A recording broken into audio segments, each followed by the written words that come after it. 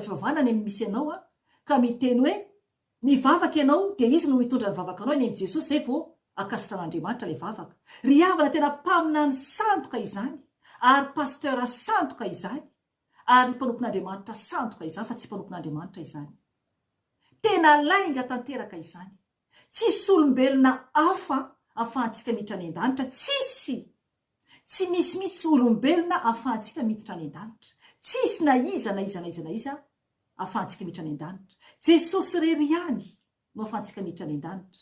Ny olombelona rehetra dia samy ho faty avokoa.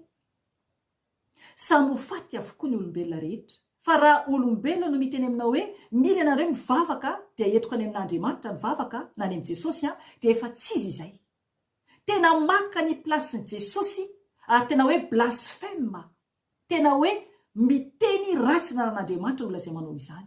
Ary tena ho very any amin'ny hafobe.